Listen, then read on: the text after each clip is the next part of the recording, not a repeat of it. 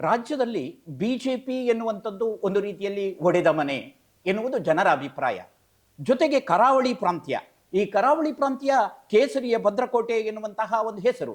ಆದರೂ ಕೂಡ ಇತ್ತೀಚಿನ ದಿನಗಳಲ್ಲಿ ಕರಾವಳಿಯ ಬಿಜೆಪಿಯ ಆ ನೇತಾರರಲ್ಲೂ ಕೂಡ ಕೆಲವಷ್ಟು ಮನಸ್ಸುಗಳು ಒಮ್ಮತದಲ್ಲಿಲ್ಲ ಎನ್ನುವುದು ಜನರು ಆ ರೀತಿಯ ಅಭಿಪ್ರಾಯ ವ್ಯಕ್ತಪಡಿಸ್ತಾ ಇದ್ದಾರೆ. ಇಂತಹ ಹಿನ್ನೆಲೆಯಲ್ಲಿ ನೀವು ಒಬ್ರು ಬಿಜೆಪಿಯ ಒಂದು ವಿಭಾಗದ ಒಬಿಸಿ ಉಪಾಧ್ಯಕ್ಷರಾಗಿ ಎದುರಿಸುವ ಸವಾಲುಗಳ ಜೊತೆ ಜನರನ್ನ ಯಾವ ರೀತಿ ವಿಶ್ವಾಸಕ್ಕೆ ತೆಗೆದುಕೊಳ್ತೀರಿ? ನಮ್ಮ ಜಿಲ್ಲೆ ಅಂದರೆ ವಿವಿಧ ದಕ್ಷಿಣ ಕನ್ನಡ ಜಿಲ್ಲೆ, ಉಡುಪಿ, ಮಂಗಳೂರು ನಮ್ಮ ಜಿಲ್ಲೆಗೆ ಸೀಮಿತವಾದ ಒಂದು ಪ್ರಶ್ನೆ ಮಾತಾಡೋದಾದ್ರೆ, ಈ ಬಗ್ಗೆ ಉಡುಪಿ, ಮಂಗಳೂರು ಎರಡು ಜಿಲ್ಲೆ ಸಂಘ ಪರಿವಾರಕ್ಕೆ ಮತ್ತೆ ಸಂಘಟನೆಯ ಜಿಲ್ಲೆ ಅಂತೇಳಿ ಹೆಸರಿರುವಂಥದ್ದು. ನಮ್ಮ ವಿಭಾಗವೇ ಹಾಗೆ ಸಂಘಟನಾತ್ಮಕವಾದ ಜಿಲ್ಲೆ ಯಾವ್ದು ಕೇಳಿದರೆ ಉಡುಪಿ ಮಂಗಳೂರನ್ನೇ ತೋರಿಸೋದು.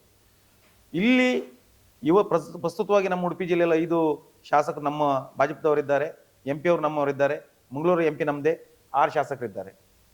ಎಲ್ಲ ಒಂದು ಕಡೆ ಪಾರ್ಟಿಯ ಚೌಕಟ್ಟು ಒಳಗೆ ಒಂದಿಷ್ಟು ಒಡೆದಿದೆ ಅನ್ನುವಂಥ ಅಭಿಪ್ರಾಯಗಳು ಕೇಳಿ ಬರುವಂಥದ್ದು, ಜನರು ಮಾತಾಡುವಂಥದ್ದು ಅನ್ನುವಂಥ ಶಬ್ದಗಳು ಸಾರ್ವಜನಿಕ ವಲಯದಲ್ಲಿ ಹೇಳ್ತಾರೆ ಅನ್ನುವಂಥ ಅಭಿಪ್ರಾಯ. ಆದರೆ ಅದು ಒಂದು ಸ್ವಾಭಾವಿಕವಾಗಿ ಒಂದು ಮನೆ ಅಂದರೆ ಅಧಿಕಾರ ಸಿಕ್ಕುವಾಗ ನಾನು ಅನ್ನೋಂಥದ್ದು ಇರುತ್ತೆ ಸ್ವಾಭಾವಿಕವಾಗಿ. ಮನೆ ಒಂದು 3 ಬಾಗಿಲು ಅನ್ನುವಂಥ ಸ್ಥಿತಿಯೇನಿಲ್ಲ. ಭಾಜಪದಲ್ಲಿ ನೀವು ಎಂಥ ಸ್ಥಿತಿಯಲ್ಲಾದರೂ ಅಡ್ಡಿಲ್ಲ. ಭಾಜಪ ಕಾರ್ಯಕರ್ತರಲ್ಲಿ ಯಾವ ರೀತಿಯ ಕಾರ್ಯಕರ್ತ ಅಂದರೆ ಒಂದು ಹಂತದವರೆಗೆ ಅಧಿಕಾರಕ್ಕೋಸ್ಕರ ಪ್ರಯತ್ನ ಮಾಡ್ತಾರೆ. ನಮ್ಮ ಪಾರ್ಟಿಯ ಚೌಕಟ್ಟೊಳಗೆ ಪಾರ್ಟಿಯ ನಮಗೆ ನಾಯಕತ್ವೇ ಪ್ರಶಿಕ್ಷಣ ಕೊಡುವಾಗಲೇ ನಮಗೆ ಅದನ್ನೇ ಬೋಧಿಸ್ತಾರೆ. ನೋಡಿ, ನೀವು ಯಾರು ಸನ್ಯಾಸಿಗಳಲ್ಲ, ನೀವು ಅಧಿಕಾರಕ್ಕೋಸ್ಕರ ಅಪಹಪಿಸತಕ್ಕದ್ದು.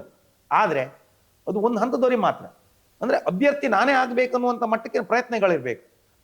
ಕೊನೆಯ ಕ್ಷಣದಲ್ಲಿ ಯಾರು ಅಭ್ಯರ್ಥಿ ಆಗ್ತಾರೆ, ಅಭ್ಯರ್ಥಿ ಅಂತ ಒಂದು ಹಂತದಲ್ಲಿ ಘೋಷಣೆ ಆದ ನಂತರ ಅವರೇ ಅಭ್ಯರ್ಥಿ, ಅವ್ರ ಹಿಂದೆ ಫಾಲೋ ಮಾಡ್ಕೊಂಡು ಹೋಗೋದು ನಮ್ಮೆಲ್ಲ ಕೆಲಸ. ಅದು ಯಾರಾದರೂ ಎಲ್ಲ ನಾಯಕರು ಇದು ಸೀಮಿತವಾದ ಒಂದು ವ್ಯವಸ್ಥೆ.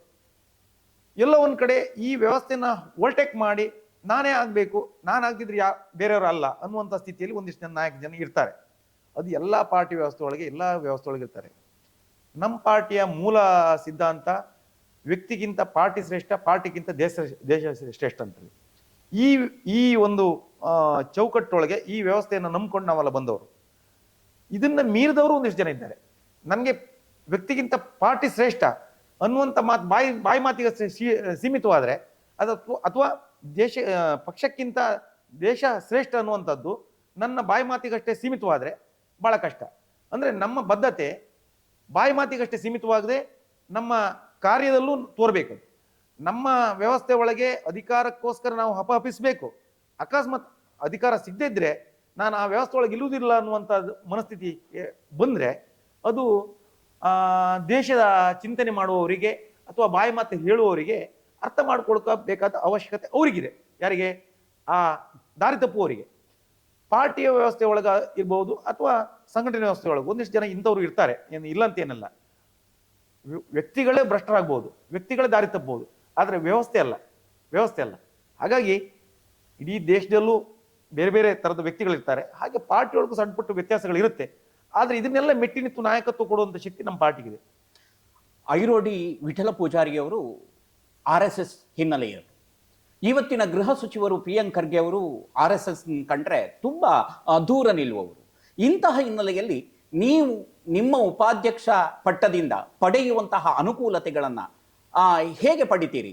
RSS ಬ್ಯಾಕ್ಗ್ರೌಂಡ್ ಆದದ್ರಿಂದ ಒಂದಷ್ಟು ಸಮಸ್ಯೆಗಳು ಬರುವುದಿಲ್ವೇ?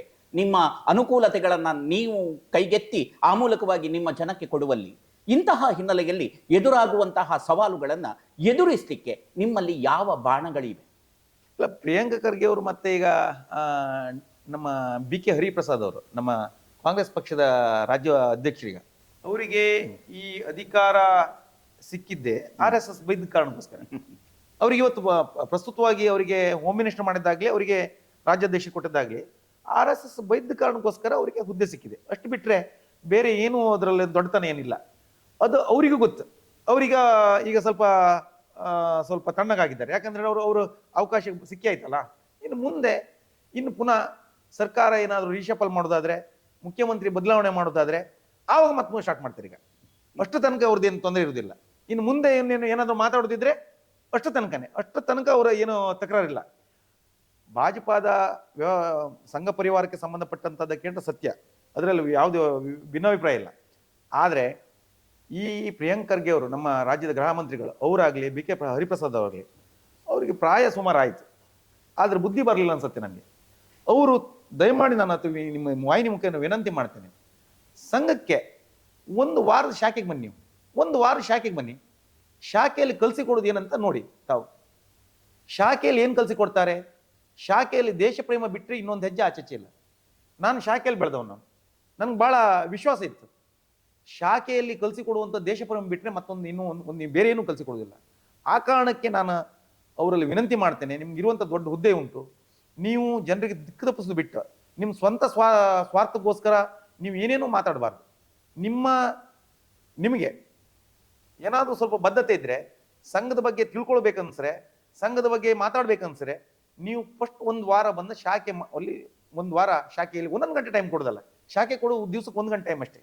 ನೀವು ಒಂದು ವಾರ 1 ಗಂಟೆ ಟೈಮ್ ಕೊಡಿ, ಆ ನಂತರ ನೀವು ಮಾತಾಡಿ. ಸಂಘ ಯಾವತ್ತೂ ದೇಶವನ್ನು ಬಿಟ್ಟು ಒಂದು ಹೆಜ್ಜೆ ಮುಂದಿಲ್ಲ, ಹಿಂದೆ ಮುಂದೆ ಹೋಗುದಿಲ್ಲ. ದೇಶ ಬಿಟ್ಟರೆ ಬೇರೆ ಯೋಚನೆ ಇಲ್ಲ.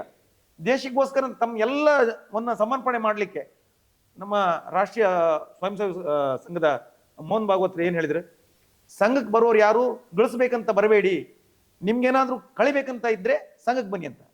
ಇದನ್ನ ನೀವು ತಿಳ್ಕೊಳ್ಳದೆ ವಿನಾಕಾರಣ ನೀವು ಅಧಿಕಾರಕ್ಕೋಸ್ಕರ, ಯಾರನ್ನೋ ಮೆಚ್ಚಿಸೋಸ್ಕರ, ನಿಮ್ಮ ಹೈಕಮಾಂಡ್ ಮೆಚ್ಚಿಸೋಸ್ಕರ, ನಿಮ್ಗೆ ಅಧಿಕಾರ ಪಡೆಗೋಸ್ಕರ ಏನೇನೋ ಮಾತಾಡಿದ್ರೆ ನ್ಯಾಯ ಅಂದಳಿ ನಂಗೆ ಅನ್ಸೋದಿಲ್ಲ.